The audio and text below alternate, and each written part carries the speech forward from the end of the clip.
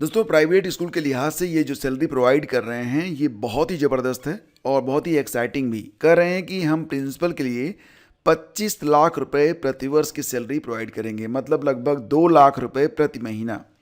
और इन्होंने यहाँ पर किसी भी सीटेट वगैरह की मांग नहीं रखी है।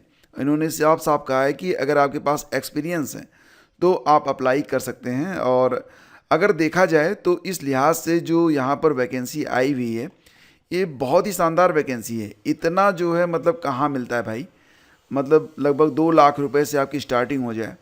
फिलहाल कौन कौन से पद हैं और ये स्कूल कौन सा है इसको भी देख लेते हैं।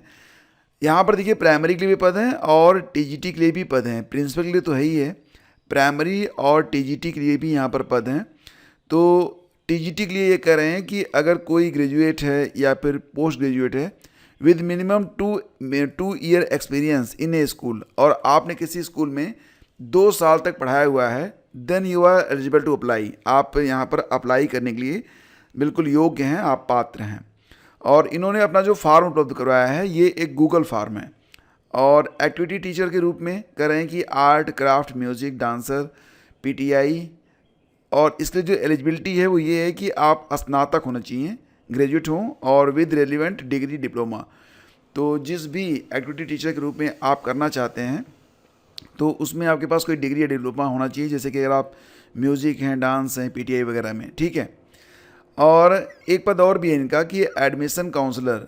तो इसके लिए क्या कह रहे हैं कि ग्रेजुएशन होना चाहिए with strong communication skill and IT skills. चलो अब यहाँ पर जो वैकेंसीज आई हुई हैं तो इसके लिए आप आवेदन कहाँ पर करेंगे। देखो 5 नवंबर को द टाइम्स ऑफ इंडिया में ये विज्ञापन जारी हुआ था और ये वैकेंसी है रतन इंटरनेशनल स्कूल की, जो कि एक डे बोर्डिंग स्कूल है। मतलब यहाँ पर आपके रहने की भी व्यवस्था की जाएगी, आपको कैंपस में ही रहना पड़ेगा। स्कूल का लोकेशन जो है बरेली है, बरेली उत्तर प्रदेश में ही ये स्कूल स्थित है। इसका जो ऑफिशियल लिंक है मैं आपको डिस्क्रिप्शन में डाल दूंगा, तो आप देखेंगे तो ये है आपका मेन पेज, ठीक है। ये है आपका main page, Ratan international day boarding school a whole new world of learning. फिलहाल अगर आपको अप्लाई करना है तो आप अप्लाई नाउ पर यहाँ पर क्लिक करेंगे और इसके बाद यहाँ देखिए आपको एक लिंक मिलेगा इस प्रकार से, वर्क विद अस। और अप्लाई नाउ पर जब आप क्लिक करेंगे तो एक गूगल फॉर्म आपका ओपन हो जाएगा जो कि इस प्रकार से आपको दिखाई देगा। ये है आपका गूगल फॉर्म। यहाँ पर आपको अपना नाम डालना है, ईमेल एड्रेस, मोबाइल नंबर, किस पद के लिए आप आवेदन कर रहे हैं, principal, admission counsellor, PRT, TGT, activity teacher, age क्या होगी, ग्रेजुएशन पोस्ट ग्रेजुएशन के बारे में जानकारी देना है, बीएड एमएड हैं या फिर नहीं है, नो। तो इसके अलावा देखेंगे करंट या लास्ट ड्रॉन सैलरी, ठीक है, और नोटिस पीरियड, योर आंसर। तो ये फार्म आपको यहाँ पर भरना है और इसके बाद आपको सीवी अपलोड करनी है और बस आपको भेज देना है। मतलब कोई भी पैसा आपको यहाँ पर देना नहीं पड़ रहा है। रतन इंटरनेशनल डे बोर्डिंग स्कूल ये बरेली में स्थित है। वेबसाइट पर जाकर आपको पूरी जानकारी बाकी मिल जाएगी, या फिर अगर आप कोई क्वेरी करना चाहते हैं, कुछ जानना चाहते हैं तो यहाँ पर आप इंक्वायरी नाउ पर क्लिक करके आप जानकारी ले सकते हैं, या फिर इस नंबर पर आप कांटेक्ट भी कर सकते हैं। तो मुझे लगा कि ये काफ़ी अच्छी अपॉर्चुनिटी है। जो लोग सीटेट पास नहीं हैं और जो लोग बरेली में या फिर यूपी में ही कोई अच्छी सैलरी वाली मतलब पोस्ट खोज रहे हैं टीचिंग के तौर पर, तो उन्हें अप्लाई करना चाहिए। और एक बार आप कंफर्म हो जाइएगा कि बाकी पदों के लिए, क्योंकि यहाँ पर प्रिंसिपल के लिए तो इन्होंने बता रखा है कि प्रिंसिपल के लिए हम जो आपको सैलरी देंगे वो 25 लाख रुपए रहेगी। बाकी पद के लिए तो इन्होंने कुछ डिक्लेयर किया नहीं है, लेकिन उम्मीद है कि अगर प्रिंसिपल के लिए इतनी ज़्यादा सैलरी दे रहे हैं तो पीआरटी, टीजीटी और जो एक्टिविटी टीचर वगैरह होंगे इनको भी संतोषजनक सम्मानजनक सैलरी ये प्रोवाइड करेंगे। लगभग मतलब वही 30 से 40 के बीच में कम से कम आपको सैलरी मिनिमम तो इतना इनको देना ही देना चाहिए, ठीक है। अब प्रिंसिपल जो होते हैं उनके ऊपर जिम्मेदारियाँ ज़्यादा होती हैं और उनको वहीं पर रहना पड़ेगा, तो ठीक है इतना वो दे सकते हैं।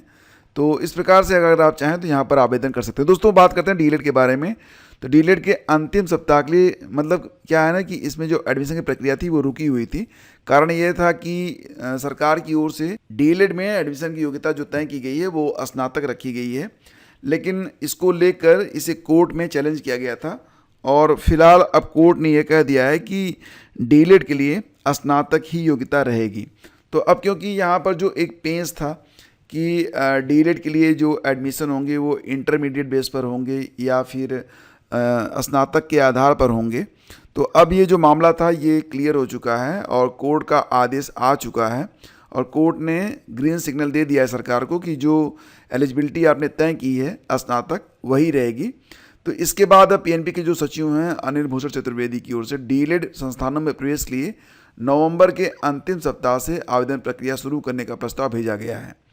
तो मतलब ये है कि अब नवंबर के अंतिम सप्ताह से इसमें एडमिशन की प्रक्रिया होगी, स्टार्ट होगी। दोस्तों आपको ये भी पता है ना कि मतलब ये जो डीएलएड में एडमिशन की प्रक्रिया होती है ये हाई स्कूल, इंटरमीडिएट और स्नातक के अंकों के आधार पर की जाती है। यहाँ पर कोई भी प्रवेश परीक्षा नहीं होती है। मुझे बड़ा आश्चर्य होता है कि मतलब यहाँ पर सिर्फ एक लाइन आपका एकेडमिक कैसा है, मतलब एकेडमिक के आधार पर यहाँ पर प्रवेश दे दिया जाता है, मतलब सिर्फ आपका बैक रिकॉर्ड देखा जाता है।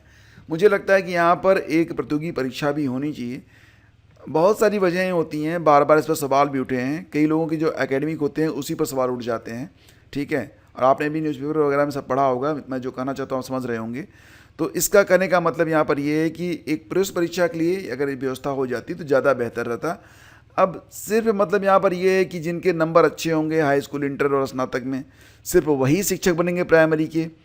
ये भैया बिल्कुल उचित नहीं है। प्राइमरी को पढ़ाने के लिए आप परीक्षा करवाते हैं, टेट करवाते हैं, शिक्षक भर्ती परीक्षा करवाते हैं, तो ये सब आप ट्रेनिंग के बाद करवाते हैं। लेकिन ट्रेनिंग के लिए भी तो कम से कम एक यहाँ पर रास्ता होना चाहिए ना कि चलो कम से कम जो लोग ट्रेनिंग लेना चाहते हैं उन्होंने अगर हाई स्कूल अच्छे से नहीं किया, इंटर नहीं किया, तो कम से कम अब वो अच्छे से कर रहे हैं, आपकी परीक्षा को पास करें।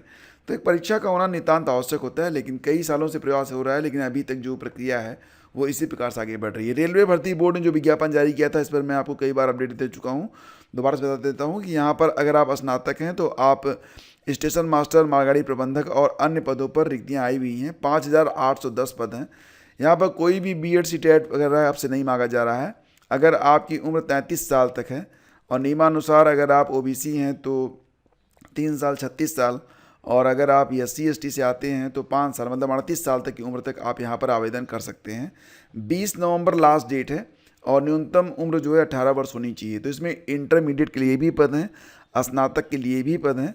और कैसे आवेदन करेंगे तो आप rrbapply.gov.in पर जाकर आप आवेदन यहाँ पर कर सकते हैं। तो आवेदन करना चाहिए आपको, क्योंकि स्टेशन मास्टर जैसे जो पद होते हैं ना बहुत ही अच्छे पद होते हैं। दोस्तों आगे बढ़ते हैं। शिक्षकों की उपस्थिति सुनिश्चित करने के लिए प्रस्ताव देगी कमेटी। तो मतलब यहाँ पर ये हो रहा है ना कि जो प्राइमरी में, बेसिक में शिक्षक हैं उनके ऑनलाइन अटेंडेंस के बारे में यहाँ पर जो व्यवस्था है वो की जा रही है, ताकि फ्यूचर में जो भी ऐसे शिक्षक हैं वो समय से स्कूल जाएं, समय से स्कूल से आएँ। हालांकि डिजिटल अटेंडेंस का लगातार विरोध होता रहा है, अब इस पर एक कमेटी का गठन किया गया है। चलो, ये जो शिक्षक बन चुके हैं उनके लिए खबर है, हमारे आपकी खबर नहीं है। अब जो शिक्षक बन चुके हैं थोड़ी बहुत दिक्कतें तो जीवन भर रहती हैं। पीसीएस साक्षात्कार से पहले आयोग को मिल सकते हैं 4 नए सदस्य। जैसा कि आप लोग जानते हैं कि 2024 मेंस की परीक्षा हो चुकी है, अब इंटरव्यू शुरू होने वाले हैं। तो इंटरव्यू से पहले यहाँ पर सभी 9 बोर्ड का गठन हो जाएगा, क्योंकि जो 4 सदस्य अभी कम हैं उनकी नियुक्ति यहाँ पर कर ली जाएगी। बस और कोई ख़ास बात यहाँ पर नहीं है। और अब थोड़ा सा यहाँ पर ये भी है कि दिल्ली में जो एमसीडी के उपचुनाव होने जा रहे हैं उसमें देखो क्या होता है ना कि वहाँ पर सेल्फी पॉइंट बनाए जाते हैं, लोग जाकर वहाँ पर सेल्फी लेते हैं। और कई बार ऐसा होता है कि मतदाता जो होता है, वोटर जो होता है, वो अकेले चला जाता है बेचारा, और वो सेल्फी तो ले लेता है, लेकिन क्योंकि कैंपस के अंदर मोबाइल फ़ोन लेकर प्रवेश वर्जित होता है तो फिर वो मतलब वोट नहीं दे पाता, क्योंकि बाहर मोबाइल जमा करे तो किसके पास करे, किसी को दे दे, कोई लेके भागी जाए, ठीक है। तो अब यहाँ पर मोबाइल फ़ोन जमा करने के लिए स्टोरेज सेंटर बनाया जाएगा, ताकि लोग आएँ, सेल्फी लें, मोबाइल जमा करें, जाएं अंदर, वोट दें और चले आएँ। तो मतदान केंद्र पर मोबाइल फ़ोन ले जा सकेंगे अब मतदाता, मतलब एकदम अंदर तक नहीं, सेल्फी पॉइंट तक ले जाइए, वहाँ पर अपना फ़ोटो लीजिए, मोबाइल फ़ोन वहीं पर जमा करिए, फिर अंदर जाइए, आराम से वोट दीजिए, बाहर आइए, मोबाइल लीजिए और घर जाइए। सिर्फ आधार से नहीं बन सकेंगे मतदाता, SIR की प्रक्रिया शुरू हो चुकी है। चुनाव आयोग ने सभी डीएम को निर्देश भेजा है। संविधान के अनुच्छेद 326 के अनुसार सिर्फ आधार किसी को मतदाता बनने के लिए योग्य नहीं बनाता है। मतलब कह रहे हैं कि विधानसभा और लोकसभा चुनाव के सिर्फ आधार दिखाकर आप मतदाता नहीं बन सकेंगे। अगर आपका नाम वर्ष 2003 की मतदाता सूची में नहीं है तो अपना नाम शामिल कराने के लिए सिर्फ आधार कार्ड का होना पर्याप्त नहीं है, इसके लिए कोई और दस्तावेज भी आपको प्रदान करना पड़ेगा। हालांकि ये भी कहा जा रहा है कि सुप्रीम कोर्ट ने कहा है कि आधार का उपयोग आधार एक्ट के अनुरूप होगा, और आधार एक्ट के सेक्शन 9 में यह कहा गया है कि आधार डोमिसाइल निवास प्रमाण पत्र या सिटीजनशिप नागरिकता का प्रमाण नहीं होगा। तो मतलब क्या क्या चीज़ें लेकर आप वोट दे सकते हैं, जैसे कि कोई पेंशन भुगतान आदेश है, या फिर कोई भी गवर्नमेंट अगर आप सरकारी कर्मचारी हैं उसका पहचान पत्र होगा, डाकघर LIC या सार्वजनिक क्षेत्र के उपक्रमों द्वारा जारी किया गया पहचान पत्र, या फिर कोई पासपोर्ट हो आपके पास, DL हो आपका, हाई स्कूल का सर्टिफिकेट हो, आपने अस्थायी निवास प्रमाण पत्र बनवाया हुआ हो तहसील से, वन अधिकार प्रमाण पत्र हो, OBC का सर्टिफिकेट हो, SC का सर्टिफिकेट हो, राष्ट्रीय नागरिक रजिस्टर हो, परिवार रजिस्टर हो, मकान आवंटन प्रमाण पत्र हो, ठीक है, आधार के लिए आयोग के पत्र व 9 सितंबर 2025 के संलग्नक जारी निर्देश लागू होंगे। तो 1 जुलाई 2025 के संदर्भ में बिहार के SIR की मतदाता सूची भी इसमें लागू होगी। तो ये चीज़ें यहाँ पर लागू की जा रही हैं।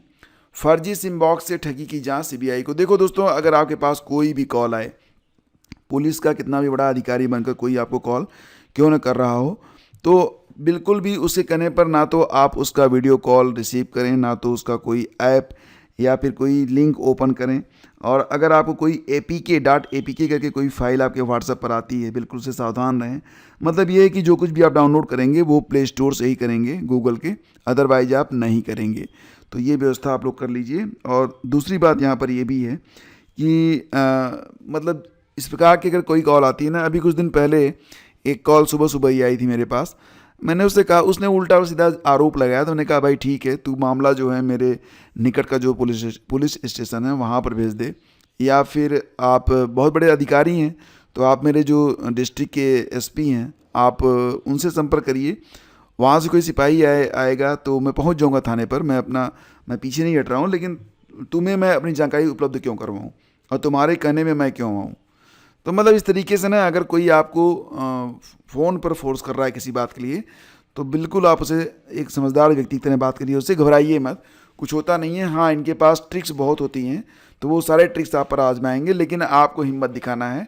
और ये भी है कि अगर कोई पुलिस का अधिकारी है ना, तो उससे कहिए कि ठीक है, मैं निकट के पुलिस, जो आपका पुलिस स्टेशन हो, बताइए कि मैं वहाँ पर पहुँच रहा हूँ, आप भी वहीं पर आइए, वहीं पर बातचीत करते हैं। देख लेना, वो दोबारा से आपको कॉल नहीं करेगा। तो ठीक है फ्रेंड्स, आज के इस सेशन में बस इतना ही। LT ग्रेड पेड ग्रुप से अभी अगर आप जुड़ना चाहते हैं तो आप जुड़ सकते हैं। इसमें 399 रुपये आपकी फ़ीस रखी गई है, और जब तक आपकी परीक्षा नहीं होती है तब तक ये ग्रुप चलता रहेगा। इसमें आपको GS और करंट अफेयर के सारे नोट्स प्रोवाइड करवाए जाते हैं। जो भी मॉक टेस्ट या फिर YouTube पर जो भी लेक्चर हमारे होते हैं उसकी भी PDF संशोधित फॉर्म में आपको उपलब्ध करवाई जाती है। टेस्ट भी आपके होते हैं, और अगर कोई दिक्कत आती है तो पर्सनल मैं आपके लिए उपलब्ध रहता हूँ, आपसे मतलब बातचीत भी हो जाती है। तो थैंक यू, मिलते हैं आपसे अगले वीडियो में। Thank you.